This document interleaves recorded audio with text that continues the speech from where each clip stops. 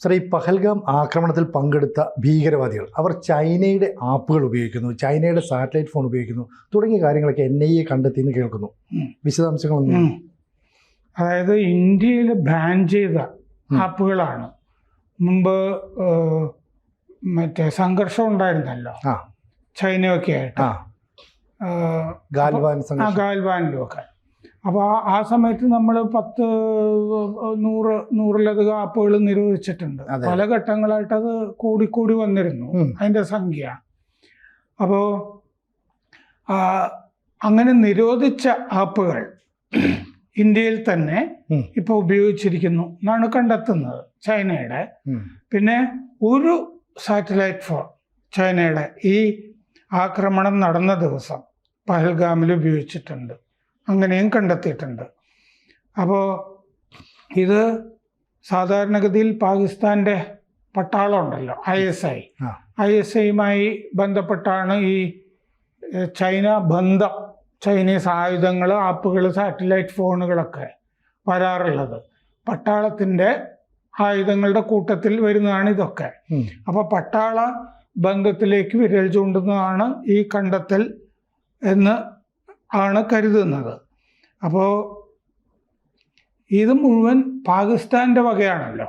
Satellite ഫോണായാലും കൊള്ളാം, ആപ്പുകളായാലും കൊള്ളാം. അപ്പോൾ പാകിസ്ഥാൻ്റെ പങ്കില്ല എന്നാണ് പാകിസ്ഥാൻ പറഞ്ഞുകൊണ്ടിരിക്കുന്നത്. ഇത് ഞങ്ങളൊന്നും ചെയ്തതല്ല എന്ന്. പക്ഷെ പാകിസ്ഥാൻ്റെ പങ്ക്, അതിൻ്റെ തെളിവിലേക്ക് അന്വേഷണം നീങ്ങിക്കൊണ്ടിരിക്കുകയാണ്. മറ്റേ നമ്മളുടെ ഇൻ്റലിജൻസ് സോഴ്സസ് ആണ് ഇത് വെളിപ്പെടുത്തുന്നത് ഇങ്ങനെ ഉണ്ട് എന്നുള്ളത്. ഈ ചൈനീസ് മെസ്സേജിങ് ആപ്സ്, സന്ദേശങ്ങൾ അയക്കാനുള്ളത് ഇത് ഹൈലി എൻക്രിപ്റ്റഡ് ആണ്. അതായത് അയക്കുന്ന ആൾക്കും വായിക്കുന്ന ആൾക്കും അവർക്ക് മാത്രമേ ഇത് മനസ്സിലാവുള്ളൂ, ഡീകോഡ് ചെയ്തെടുക്കാനായിട്ട് പറ്റുള്ളൂ.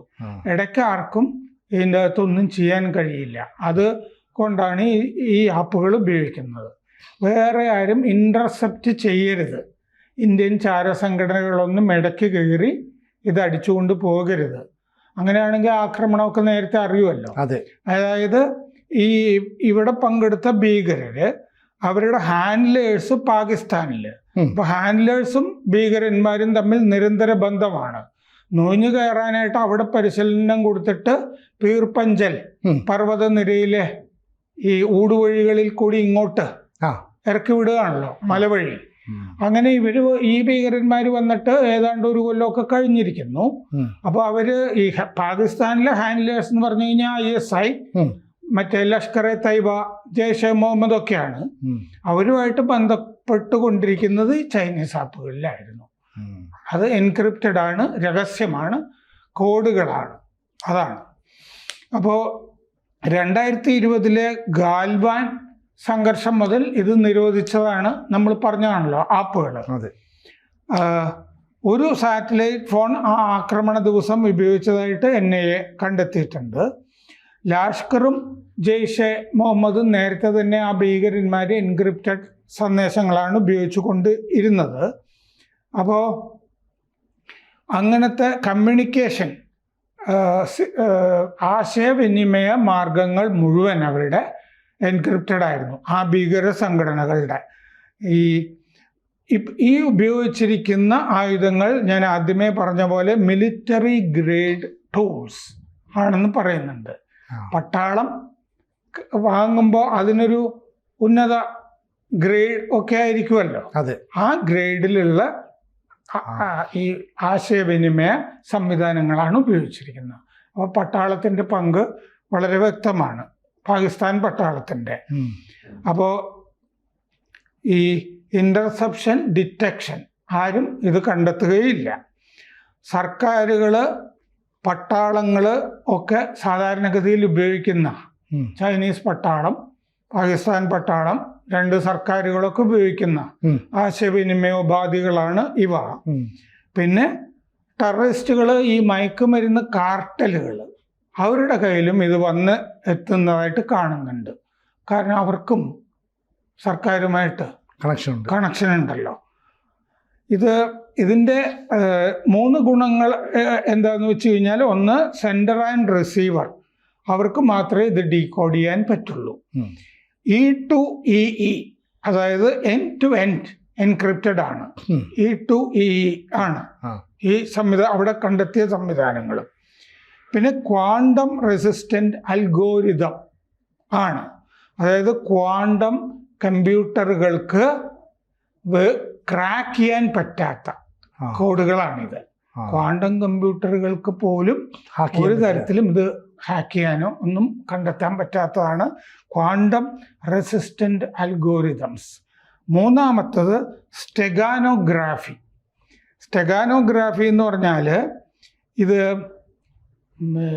ഈ ആശയവിനിമയങ്ങൾ ഭീകരന്മാർക്കുള്ളതും അപ്പുറത്തേക്കുള്ളതും വീഡിയോകൾക്കുള്ളിലും പിന്നെ ഈ അല്ലാതെ ഈ ഫയലുകൾ ഉണ്ടല്ലോ, വേറെ ഫയലുകൾ ഒക്കെ ആയിട്ടുള്ളത്, ഫയലുകൾക്കുള്ളിലും വീഡിയോകൾക്കുള്ളിലും ഒളിച്ച് ചെയ്യുന്ന ആശയവിനിമയം, അതിനാണ് സ്റ്റെഗാനോഗ്രാഫി എന്ന് പറയുന്നത്.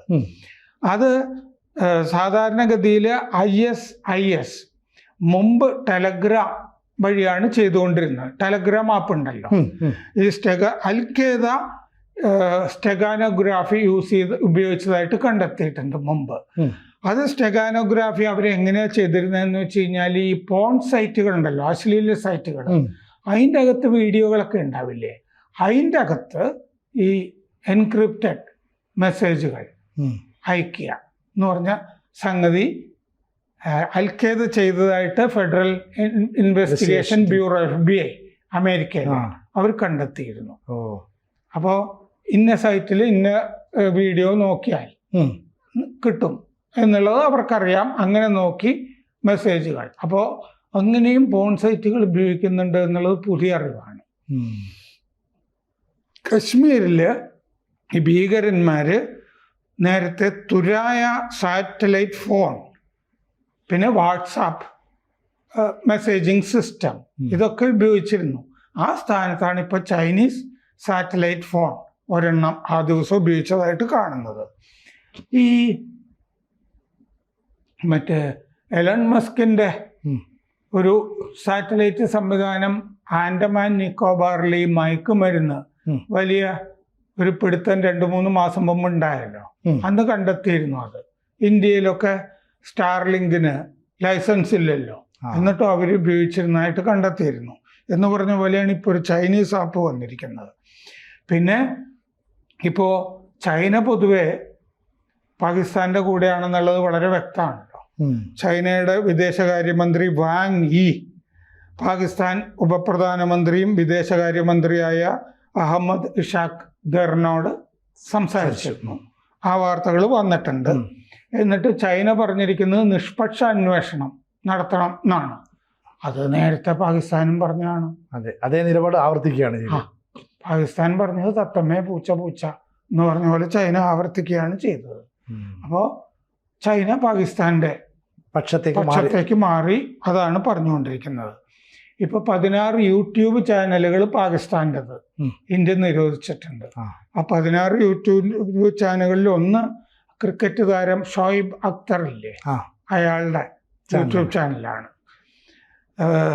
പിന്നെ ഈ ഫവാദ് ഹുസൈൻ എന്ന് പറഞ്ഞിട്ട് മുമ്പ് അവിടെ ഒരു മന്ത്രിയായിരുന്നില്ലേ, അയാള് ഈ ഇവിടുത്തെ കോൺഗ്രസ്, കേരളത്തിലെ Indian national Congress INC Kerala എന്ന് പറഞ്ഞ സൈറ്റിൽ നിന്ന് പിന്നെ സിദ്ധരാമയ്യയുടെ ഒരു മന്ത്രിയും ഒക്കെ പറഞ്ഞില്ലേ, അത്യാവശ്യം പാകിസ്ഥാനുമായിട്ട് ചർച്ച നടത്തുകയാണ് വേണ്ടത് എന്നാണ് സിദ്ധരാമയ്യൊക്കെ പറഞ്ഞത്.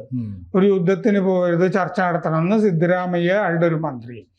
നമ്മുടെ ഈ ഇന്ത്യൻ നാഷണൽ കോൺഗ്രസ് പറഞ്ഞിരുന്നത് ഏപ്രിൽ 25-ാം തീയതി 200 കിലോമീറ്റർ ഇപ്പുറത്താണ് ഈ ഭീകരർ വന്നത്.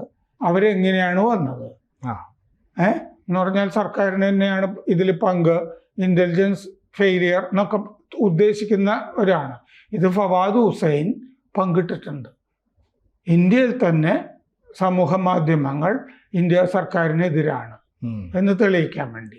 ഇങ്ങനെ എതിരായി ഇനി പോസ്റ്റൊക്കെ ഇട്ടാൽ പിടിച്ചുകൊണ്ടുപോകുന്ന NIA നിർദ്ദേശമുണ്ട്, പരസ്യവും വന്നിട്ടുണ്ടല്ലോ.